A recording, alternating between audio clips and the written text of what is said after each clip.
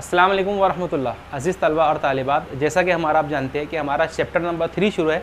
इस चैप्टर का नाम है kinetic theory of gases and radiation. पिछले कुछ लेक्चर्स में हमारा kinetic theory of gases and radiation का थ्योरेटिकल पार्ट शुरू है और इंशाल्लाह आज के इस लेक्चर में kinetic theory of gases and radiation का जो थ्योरेटिकल पार्ट है वो हम मुकम्मल कर लेंगे। जब थ्योरेटिकल पार्ट मुकम्मल हो जाएगा उसके बाद वाले लेक्चर में 1 से 2 लेक्चर लगेंगे इसके लिए। इंशाल्लाह मैं पूरी कोशिश करूँगा कि आपको इसमें जो न्यूमेरिकल्स प्रॉब्लम है, ठीक है, अक्सर बच्चों को परेशानी जा रही है, तो मैं इंशाल्लाह कोशिश करूँगा कि इसके बाद के लेक्चर में आपको न्यूमेरिकल्स भी सॉल्व करवा दूँ। आज हमारा जो लेक्चर है उसमें हम 2 टॉपिक कवर करने वाले हैं। सबसे पहला जो टॉपिक रहेगा उसका नाम है वीन्स डिस्प्लेसमेंट लॉ, और इसी के साथ साथ में जो नेक्स्ट वाला जो हमारा क्वेश्चन रहेगा वो है स्टेफेंस बोल्ट्जमैन्स लॉ ऑफ रेडिएशन। ठीक है, तो आइए हम इसकी शुरुआत करते हैं। जो हमारा सबसे पहला टॉपिक है आज के इस लेक्चर का उसका नाम है वीन्स डिस्प्लेसमेंट लॉ। देखिए, ये लॉ जो है हमें इस लॉ में जो हमको स्टडी करनी है उसके लिए हमको 3 बातों का पता होना बहुत ज़्यादा ज़रूरी है। सबसे पहली बात है एमिसिव पावर। ठीक है, तो पिछले बहुत सारे लेक्चर्स से हम डिस्कस करते आ रहे हैं कि एमिसिव पावर किसे कहा जाता है। तो heat emitted per unit area per unit time emissive power कहलाता है। इसका फार्मूला R=Q/80 होता है। इसी के साथ साथ दूसरी चीज़ जो है वो ये है कि मान लो आपके पास में एक ऑब्जेक्ट है और वो एक पर्टिकुलर टेम्परेचर हीट को रेडिएट कर रहा है, हीट को इमिट कर रहा है। तो जब वहाँ से रेडिएशंस निकलते हैं तो radiations in the form of electromagnetic wave निकलते हैं, और इलेक्ट्रोमैग्नेटिक वेव निकलते हैं इसका मतलब वेव के पास में वेवलेंथ भी होगा लैम्बडा, उसके फ्रीक्वेंसी भी होगी। ठीक है, ये 2 चीज़ों का पता होना हमको बहुत ज़्यादा ज़रूरी है। इसी के साथ साथ में तीसरी बात है इसका एब्सोल्यूट टेम्परेचर। ठीक है, टेम्परेचर क्या होता है। तो आइए इस लॉ को समझने की कोशिश करते हैं। बहुत ही आसान लॉ है। सबसे पहले मैं इसका स्टेटमेंट लिखता हूँ कि it is observe that the wavelength for which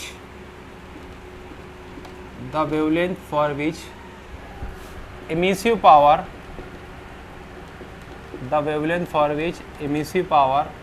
of black body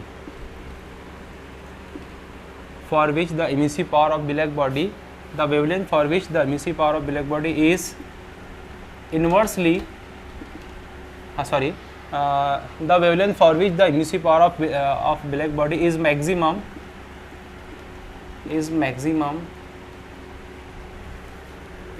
is inversely proportional to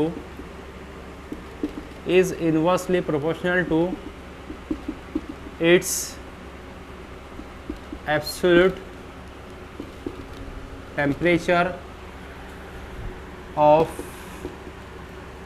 black body. ये हमारा स्टेटमेंट है। It is observe that the wavelength for which the emissive power of black body is maximum is inversely proportional to its absolute temperature of black body. ठीक है, तो ये हमारा Wien's displacement law. It is observe that the wavelength, ऐसी wavelength for which the emissive power of black body is maximum, मतलब वो तूले मौज जहाँ पर ब्लैक बॉडी का एमिसिव पावर मैक्सिमम हो, वो तूले मौज मतलब वेवलेंथ जहाँ पर ब्लैक बॉडी का एमिसिव पावर मैक्सिमम हो, उस एमिसिव पावर पर उस बॉडी का जो एब्सोल्यूट टेम्परेचर होता है वो इन्वर्सली प्रोपोर्शनल होता है। क्या होता है? Inversely proportional. तो इसका मैथमेटिकल फॉर्म क्या होगा? तो इसका मैथमेटिकल फॉर्म होगा कि lambda max is inversely proportional to 1/T। ठीक है, क्या लिखा है हमने? It is observe that the wavelength, वो तूले मौज for which emissive power of black body is maximum, जिस तूले मौज पर ब्लैक बॉडी का एमिसिव पावर मैक्सिमम हो, is inversely proportional to its absolute temperature, मतलब उस तूले मौज पर जो बॉडी का टेम्परेचर होता है, एब्सोल्यूट टेम्परेचर, वो क्या होता है? इनवर्सली प्रोपोर्शनल होता है। इसका मतलब क्या है? इसका मतलब यह है कि जहाँ पर लैम्बडा मैक्स ज़्यादा होगा वहाँ पर एब्सोल्यूट टेम्परेचर कम होगा, या जिस तूले मौज पर एमिसिव पावर मैक्सिमम होगा वहाँ पर एब्सोल्यूट टेम्परेचर मिनिमम होगा। ठीक है, तो याद रखिए कि जैसे जैसे एब्सोल्यूट टेम्परेचर जिस भी तूले मौज पर बॉडी का एमिसिव पावर बढ़ता रहेगा वैसे वैसे वहाँ पर टेम्परेचर क्या होगा? कम होता रहेगा। तो फिर से स्टेटमेंट बता रहा हूँ, it is observe that the wavelength, वो तूले मौज जहाँ पर emissive power of black body is maximum, ऐसा तूले मौज जहाँ पर बॉडी का एमिसिव पावर मैक्सिमम हो वहाँ पर उसका एब्सोल्यूट टेम्परेचर उसके माकूस तनासुब में मतलब इन्वर्सली प्रोपोर्शनल होता है। ठीक है, तो ये तो था इसका स्टेटमेंट के lambda max is inversely proportional to 1/T। आप डायरेक्ट भी लिख सकते हैं इसको कि विंस डिस्प्लेसमेंट लॉ के मुताबिक लेम्डा मैक्स जो होता है वो उसके एब्सोल्यूट टेम्परेचर के माकूस तनासुब में होता है, या फिर वो तूलेमौज जहाँ पर ब्लैक बॉडी का, ठीक है, सिया जिस्म का जो इम्यूसिव पावर होता है वो उसके एब्सोल्यूट टेम्परेचर के माकूस तनासुब में होता है। Is it clear? अच्छा चलो अब हम आगे चलते हैं। हमको यहाँ से यहाँ जो सिंबल है डायरेक्टली प्रोपोर्शन का, इन्वर्सली प्रोपोर्शन का वो निकालना है। तो हम इसे लिखेंगे कि lambda max equal to B/T। ठीक है, देखिए हमने यहाँ पर जो अभी B इस्तेमाल किया है, ये B जो है इसे कहा जाता है B equal to Wien's constant. क्या बोलते हैं इसको? Wien's constant. ठीक है, हमने यहाँ से इन्वर्सली प्रोपोर्शन का सिंबल को रिमूव किया या उसके अल्टरनेट में उसकी जगह पर इक्वल टू का साइन लिया, तो इसलिए हमने यहाँ पर क्या लगाना पड़ा हमें? कांस्टेंट। तो इस B जो है, B को कहा जाता है वीन्स कांस्टेंट। ठीक है, इसकी जो वैल्यू होती है वो होती है B इक्वल टू 2.897 इंटू 10⁻⁻3। कितनी होती है? 2.897 इंटू 10⁻⁻3। अब इसका ना हमको यूनिट लिखना है। ठीक है, तो देखिए यूनिट लिखना बहुत आसान है। मैं आपको इस फार्मूले पर से उसका यूनिट लिखना बता दूंगा कि यूनिट हम कैसे लिखेंगे। हम अगर इस फार्मूले को B यहाँ कैलकुलेट करेंगे तो B क्या होगा हमारे पास में? ये होगा लेम्डा मैक्स इंटू T, है ना। तो लेम्डा मैक्स जो है हमारे पास में, लेम्डा मैक्स मतलब ये हमारे पास में वेवलेंथ है, वेवलेंथ का यूनिट जो है वो मीटर होगा, और टेम्परेचर है मतलब केल्विन होगा। तो इसका यूनिट क्या होगा? तो आंसर है इसका यूनिट मीटर इंटू केल्विन। तो ये है आपके पास में वीन्स कांस्टेंट, जिसकी वैल्यू होती है 2.897 इंटू 10⁻⁻3 मीटर इंटू केल्विन। याद रखिए ये वैल्यू को हमको न्यूमेरिकल के अंदर इस्तेमाल करना है, बहुत ही इंपॉर्टेंट वैल्यू है, और इसकी मदद से हम ये जो formula lambda max equal to B/T, इसे कहा जाता है Wien's displacement law, the wavelength for which the emissive power of black body is maximum, the emissive power of black body is maximum is inversely proportional to its absolute temperature. ठीक है, अच्छा अब सवाल ये पैदा होता है कि भाई हम यहाँ पर इसका इस्तेमाल कहाँ करते हैं? इस लॉ का इस्तेमाल। तो बच्चों याद रखिए इस लॉ का इस्तेमाल जो होता है वो सन होता है, मून है, और जो अपने डिस्टेंट स्टार है, ठीक है, उनके दरमियान का अगर हमको वहाँ का अगर हमें टेम्परेचर मालूम करना है तो टेम्परेचर मालूम करने के लिए इस लॉ का इस्तेमाल किया जाता है। आप सोचोगे कि टेम्परेचर वहाँ पर हम कैसे मेज़र करेंगे, तो देखिए मैं आपको उसका एक तरीका बताता हूँ। वहाँ पर क्या किया जाता है कि दो जो भी स्टार रहता है, जो उसमें से इलेक्ट्रोमैग्नेटिक रेडिएशंस निकलते हैं, उसका तुल्यमौज तो वहाँ मालूम करना बहुत आसान है। तो सबसे पहले क्या किया जाता है, वहाँ पर उसका तुल्यमौज निकाला जाता है। ठीक है, मतलब वेवलेंथ निकाली जाती है, और आपको B की वैल्यू भी पता है कि उसकी मदद से क्या किया जाता है, दोनों वैल्यू का इस्तेमाल करके उनका सन का, मून का, और जो डिस्टेंट स्टार होते हैं उनका क्या किया जाता है, टेम्परेचर मालूम किया जाता है। तो बहुत इंपॉर्टेंट लॉ है, बहुत आसान है। फिर से the wavelength for which the emissive power of black body is maximum is inversely proportional to its absolute temperature. ठीक है, तो ये था आपके पास में वीन्स डिस्प्लेसमेंट लॉ। इसका स्नैपशॉट लीजिए, फिर हम लोग आगे बढ़ते हैं।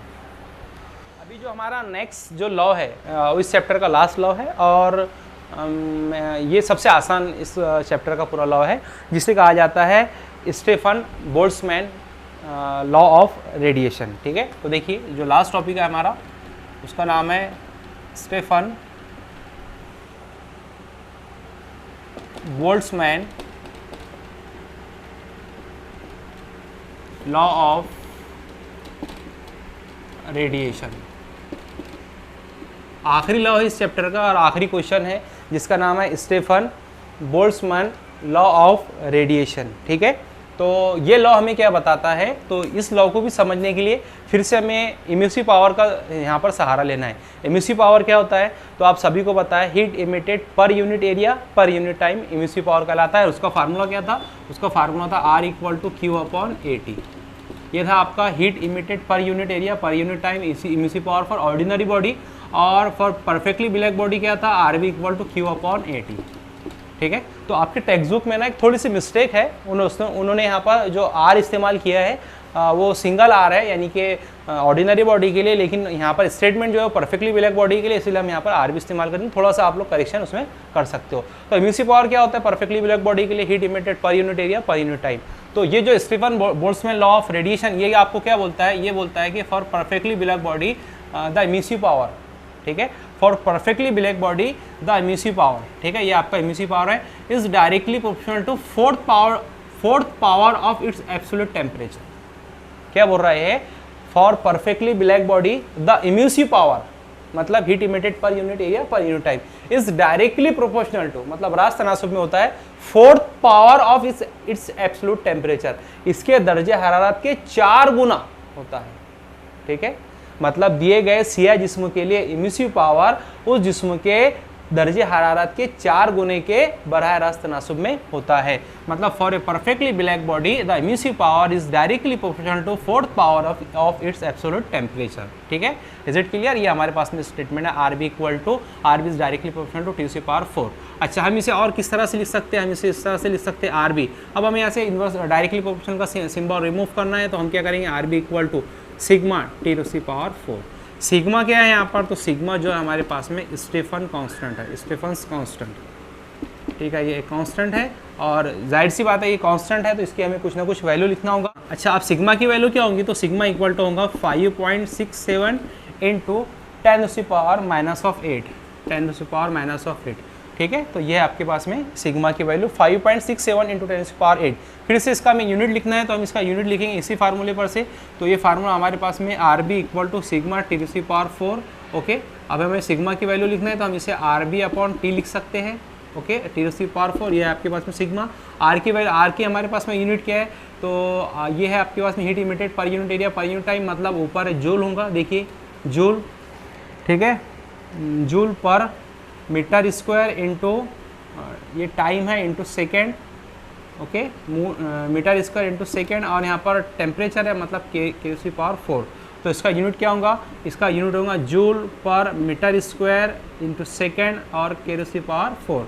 या हम इसे इस तरह से भी लिख सकते हैं, sigma equal to 5.67 into 10⁻⁸ joule into metre inverse square second का सेकंड इन्वर्स और के सी पावर -4 इन्वर्स। तो ये आपके पास में Stefan's constant 5.67 into 10⁻⁸ joule metre square inverse second inverse और के सी पावर -4। तो ये तो था आपके पास में लॉ, जिसे आप कहते हैं Stefan's Boltzmann law of radiation. ये क्या बोलता है? For a perfectly black body the emissive power is directly proportional to its 4th power of its absolute temperature. मतलब जो उसका टेम्परेचर होता है बॉडी का उसके 4 गुना के बराह रास्त तनासुब में होता है। ठीक है, तो अच्छा, अब आपके टेक्स्ट बुक में उसने सिर्फ यहाँ पर आर इस्तेमाल किया तो आप लोग वहाँ पर करेक्शन कर लेना है आपको। तो ये तो सिंपल सा हमारा लॉ हुआ। अब हम क्या चाहते हैं? वी नो दैट हम जानते हैं कि कोएफिशिएंट ऑफ इमिशन क्या होता है? तो कोएफिशिएंट ऑफ इमिशन होता है equal to are upon R B. ठीक है, ये फार्मूले का हम इस्तेमाल क्यों कर रहे हैं? तो बच्चों याद रखिए, इस फार्मूले का इस्तेमाल हम इसलिए कर रहे हैं क्योंकि ये तो हमारा परफेक्टली ब्लैक बॉडी के लिए हमने लिखा। अब हम ऑर्डिनरी बॉडी के लिए अगर ये लॉ लिखना चाहे तो हम किस तरह से लिखेंगे? तो हम जानते हैं equal to are upon R B होता है। तो आर बी इक्वल टू क्या होगा? तो आर बी इक्वल टू होगा आर अपॉन ई। ठीक है, R B equal to are upon e. अब इस फार्मूले का हम इस्तेमाल करेंगे। इस फार्मूले का हम जानते हैं कि r b, we know that, लिख लो, we know that r B equal to किसके है? तो r B equal to sigma T to C power 4। R b किसके बराबर है? अभी हमने कैलकुलेट किया, r upon e equal to sigma into t to C power 4। अब ई को उधर ले जाइए तो आर क्या बनेगा? आर बनेगा E sigma T to C power 4। यह है आपके पास में Stefan Boltzmann law of radiation for ordinary body and this is for perfectly black body. आपके टेक्स्ट बुक में उसने यहाँ पर मतलब जो पहले वाला जो स्टेटमेंट दिया यहाँ पर मिस्टेक कर दिया, यहाँ पर सिर्फ आर है तो यहाँ पर आपको बी लगाना है। ठीक है, तो ये है आपके पास में दोनों लॉ जो हमने किसका इस्तेमाल करके किया? तो हमने इस्तेमाल किया कोएफिशिएंट ऑफ इमिशन का। ठीक है, तो ये तो था आपके पास में Stefan Boltzmann law of radiation. तो इसका स्नैपशॉट लीजिए, फिर मैं आपको आगे का बता रहा हूँ। देखिए, हमने अभी सिग्मा की वैल्यू कितनी लिखी है? सिग्मा की वैल्यू लिखी है 5.67 into 10⁻⁸ joule metre inverse square second inverse into K C power 4। अब हम अगर चाहते हैं कि हमें सिग्मा का डायमेंशन लिखना है, एग्जाम में भी पॉसिबल पूछा जाए तो हमें डायमेंशन भी निकालते आना चाहिए। देखिए, हम इसका डायमेंशन निकालेंगे। यहाँ पर जूल है, जूल मतलब वर्क। ठीक है, वर्क इंटू मीटर है, मीटर मतलब एरिया। ठीक है, उसी के साथ साथ में सेकंड है मतलब टाइम, और टेम्परेचर है मतलब के सी पावर 4। तो ये तो एज इट इज रहेगा, इसको टी सी पावर 4 कर देते हैं टेम्परेचर। ठीक है, अच्छा, अब हमें वर्क का डायमेंशन पता होनी चाहिए। वर्क के डायमेंशन क्या होंगे? तो वी नो दैट कि वर्क इक्वल टू होता है फोर्स मल्टीप्लाई बाय डिस्प्लेसमेंट। क्या होता है? Force multiply by displacement. ठीक है, तो वर्क इक्वल टू होता है फोर्स मल्टीप्लाई बाय डिस्प्लेसमेंट। हाँ, तो W इक्वल टू फोर्स का यूनिट क्या होता? तो हम फोर्स का यूनिट निकाल सकते हैं F इक्वल टू ma पर से। पिछले बहुत चैप्टर नंबर 1 में बहुत सारी बार मैंने आपको निकाल के बताया मास इंटू एक्सेलरेशन की बुनियाद पर। तो इसका यूनिट होता है m1 L1 T-2। कितना होता है? m1 L1 T-2। ये कैसे आया? तो देखिए फिर से मैं आपको बता देता हूँ, यहाँ पर ये F equal to m into a मतलब मास है, मतलब यहाँ पर m1 होगा। एक्सेलरेशन है, ये होता है मीटर पर सेकंड का स्क्वायर, तो मीटर मतलब L1 सेकंड का स्क्वायर, ठीक है। मीटर पर सेकंड का स्क्वायर है, ऊपर आकर माइनस हो जाएगा तो t-2 हो जाएगा, तो क्या बनेगा m1 L1 t-2, तो m1 L1 t-2, ठीक है। उसी के साथ में डिस्टेंस है, तो डिस्टेंस का होगा यहाँ पर L1, ठीक है। तो ये आ गया आपके पास में वर्क का। तो वर्क का यूनिट क्या हो गया, वर्क का डायमेंशन क्या हो गया हमारे पास में, वर्क का डायमेंशन हो गया m1, और L1 और L1 कितने हो जाएंगे, L2 हो जाएंगे, L2, और उसके बाद में t-2। उसी के साथ साथ में यहाँ पर एरिया है, ठीक है, एरिया मतलब L2, और उसके बाद में यहाँ पर सेकंड है मतलब टाइम है, तो ये t1 हो जाएगा। और ये टेम्परेचर है, तो टेम्परेचर और टाइम में आप लोग कंफ्यूज ना हो, इसलिए मैं यहाँ पर केल्विन ही लिखता हूँ ताकि हमको कन्फ्यूजन ना हो, ठीक है। तो K4, इसको भी K4 कर दीजिए।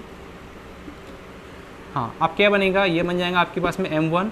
अब L2 और L2 कितना हो जाएंगे, तो m1 L2 t-2। हाँ देखिए यहाँ पर एक हमारी मिस्टेक हो रही है, ये m-2 है, कितना है m-2, तो आपको इसको भी माइनस करना पड़ेगा। तो प्लस के 2 और माइनस के 2 ये दोनों कैंसिल हो जाएंगे, मतलब यहाँ पर क्या बचेगा L0। उसी के साथ साथ में सेकंड भी यहाँ पर t-1 है, ये इसको -2 कर दो, तो ये भी आपके पास में -1 हो जाएगा। तो -2 और -1 कितना बचेगा, तो -2 और -1 जो अब यहाँ से रिमूव करेंगे तो -3 बचेंगे। उसी के साथ साथ में K4, तो क्या बचा हमारे पास में बचा m1 L0 t-3 और K4। ये है आपके पास में सिग्मा के डायमेंशन, ठीक है। फिर से सिग्मा के डायमेंशन चेक कर लीजिए, m1 L0 t⁻³ और K⁻⁴। तो -K4 क्यों है, क्योंकि ये भी नीचे था, ऊपर आकर ये भी माइनस का हो जाएगा, तो इसको भी हम कर देंगे -K4, ठीक है। क्योंकि जब हमने इसका यूनिट लिखा था तो ये क्या था हमारे पास में, इसका फार्मूला क्या था, इसका फार्मूले में हमने लिखा था joule per metre square into second into K⁴। तो ये ऊपर आके क्या बना था, joule metre square second inverse और K⁻⁴। इसीलिए यहाँ पर क्या हुआ, इसीलिए यहाँ पर माइनस आया। फिर से ये देखिए, ये वर्क का हमारे पास में ये डायमेंशन था m1 L2 t-2, जो हमने उधर निकाल लिया है। यहाँ पर एरिया है तो मतलब L-2, ओके, क्योंकि यहाँ पर माइनस है।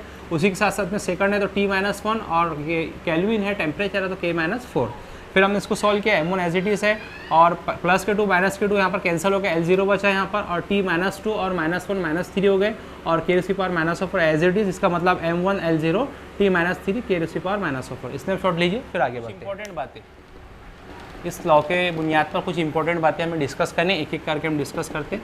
ये लॉ से हमें क्या बात पता चलती है, ये लॉ से हमें एक बात पता चलती है कि जो R है, मतलब emissive power for perfectly black body is directly proportional to 4th power of is absolute temperature, है ना। इसका मतलब ये है कि किसी भी बॉडी का जो इमिशन है या इमिसिव पावर है वो किस पर डिपेंड है, it is only depend on temperature या एब्सोल्यूट टेम्परेचर, है ना। मतलब बॉडी का R जो होता है, इमिसिव पावर जो होता है, is only depend on temperature, मतलब ये सिर्फ और सिर्फ बॉडी के टेम्परेचर पर डिपेंड होता है, and independ on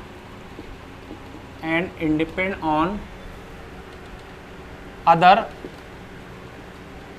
characteristics of body. मतलब बॉडी के दूसरे कैरेक्टरिस्टिक्स पर ये इंडिपेंडेंट होता है। कैरेक्टरिस्टिक्स कौन कौन से होंगे, तो बॉडी का सरफेस, बॉडी का कलर, ठीक है, तो इन चीज़ों पर ये इंडिपेंडेंट होता है। लेकिन इस लॉ से हमें क्या बात समझ में आई, इस लॉ से हमें ये समझ में आई कि जो बॉडी का R होता है, मतलब जो इमिसिव पावर होता है परफेक्टली ब्लैक बॉडी का, या पावर ऑफ रेडिएंट जो होता है, वो टेम्परेचर पर मुनसिर होता है और बॉडी के अदर कैरेक्टरिस्टिक्स पर गैर मुनसिर होता है, ठीक है। एक बात ये। दूसरी बात क्या है, तो दूसरी बात आपको पता है कि RB इक्वल टू क्या होता है, RB equal to sigma T⁴ होता है, ठीक है। या अगर हम दूसरे लफ्ज़ों में लिखना चाहें ऑर्डिनरी बॉडी के लिए, तो R इक्वल टू क्या होगा, E सिग्मा T⁴। इस लॉ को हम किस तरह से लिख सकते हैं, तो हम जानते हैं RB किसके बराबर होता है, ये होता है Q/AT equal to sigma T⁴। हम इसे इस तरह से भी लिख सकते हैं। Is it clear. तो ये इसका सेकंड वाली इंपॉर्टेंट बात। तीसरी वाली इंपॉर्टेंट बात क्या है, तो निकाला हूँ, तो अगर हम लिखना चाहें यहाँ पर तीसरी बात जो है कि ऑर्डिनरी बॉडी के लिए जो इमिसिव पावर होगा वो क्या होगा, R equal to E sigma T C power 4, ठीक है। जो यहाँ पर ई जो है वो है कोफिशिएंट ऑफ इमिशन, सिग्मा जो स्टीफेंस कांस्टेंट है, और जो टी है वो इसका एब्सोल्यूट टेम्परेचर है। मतलब ऑर्डिनरी बॉडी के लिए हम आर इस तरह से लिखेंगे, और परफेक्टली ब्लैक बॉडी के लिए हम यहाँ पर लिख सकते हैं कि परफेक्टली ब्लैक बॉडी का आर जो हमारे पास में सिग्मा इंटू टी सी पावर 4 है।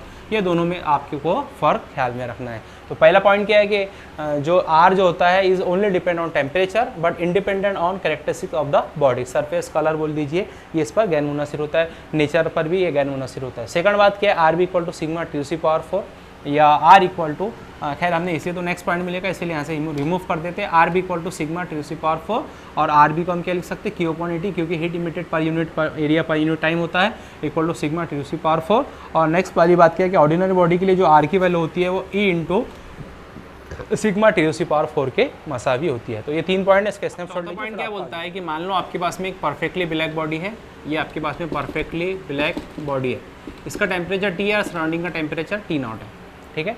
तो अगर इसका टेम्परेचर टी है और सराउंडिंग का टेम्परेचर टी नॉट है, अगर हम यहाँ पर बोले कि टी is greater than T naught, मतलब ये ऑब्जेक्ट का टेम्परेचर सराउंडिंग के टेम्परेचर से अगर ज़्यादा हो तो क्या होगा, तो इस केस में हीट रेडिएट, ये बॉडी क्या करेंगी, हीट को रेडिएट करेंगी, heat radiate per unit area